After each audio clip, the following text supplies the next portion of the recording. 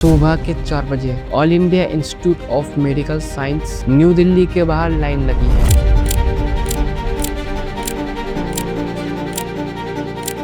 लोग जमीन पर बैठे हैं, कुछ 500-800 किलोमीटर दूर से आए हैं, कुछ ने पैसे उधार लिए यहाँ सिर्फ आने के लिए। ये इंडिया का सबसे बड़ा सरकारी हॉस्पिटल है।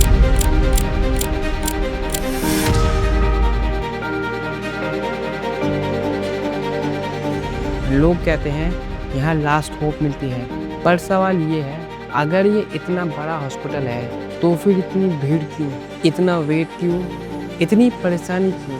क्या एम्स सच में फेल हो रहा है या प्रॉब्लम कहीं और है? आज हम इमोशनल बात नहीं करेंगे, सीधी सिंपल और सच बात करेंगे। सबसे पहला सवाल, एम्स बना क्यों था? ईयर 1956 में एम्स दिल्ली बनाया गया था। आइडिया सिंपल था, गरीब और अमीर सबको अच्छा ट्रीटमेंट मिले, बेस्ट डॉक्टर की ट्रेनिंग मिलेगी, रिसर्च और नए इलाज की खोज होगी। इसीलिए एम्स को देश का टॉप मेडिकल इंस्टीट्यूट बनाया गया था।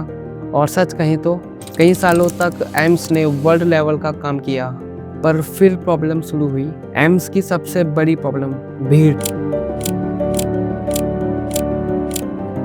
आज एम्स दिल्ली में लगभग 2000 बेड्स हैं, रोज 10,000 से ज़्यादा ओपीडी पेशेंट्स हैं और इमरजेंसी हमेशा फुल रहती है। अब सिंपल समझो, आज इंडिया की पॉपुलेशन 140 करोड़ से ज़्यादा है, पर हर जगह अच्छे हॉस्पिटल नहीं हैं और छोटे शहरों में स्पेशलिस्ट डॉक्टर की कमी है। तो फिर लोग क्या करते हैं? सीधा एम्स आ जाते हैं। चाहे प्रॉब्लम छोटी हो या बड़ी, लोग कहते हैं एम्स चलो। रिजल्ट, जो हॉस्पिटल सीरियस केस के लिए बना था तो वो हर टाइप के पेशेंट के लिए भर गया है। लेकिन इसमें हॉस्पिटल कमी नहीं है, बल्कि लोग ज़्यादा हैं। तो इसलिए नए एम्स बने। क्या इससे सॉल्यूशन मिला? इंडिया की गवर्नमेंट ने कहा हर स्टेट में एम्स बनाएंगे।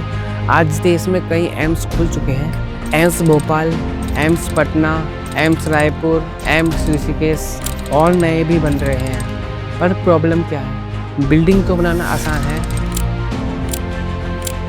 पर एक्सपीरियंस डॉक्टर लाना मुश्किल है। रिसर्च सिस्टम बनाने में टाइम लगता है।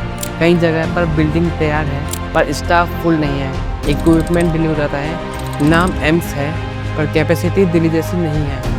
अब बात करते हैं पैसे की सच्चाई की। आज इंडिया में जीडीपी का सिर्फ 2 से 2.5% ही हेल्थ केयर पर खर्च करता है और बाकी डेवलप्ड कंट्री 5 से 10% तक खर्च करती है। इंडिया में लगभग सारे प्राइमरी हेल्थ सेंटर्स वीक हैं और डिस्ट्रिक्ट हॉस्पिटल में स्टाफ की कमी है और सारी मशीन्स पुरानी हैं। तो जब नीचे का सिस्टम वीक है फिर तो ऊपर प्रेशर आएगा ही। और सबसे ऊपर कौन है? एम्स। अब डॉक्टर की भी साइड समझते हैं।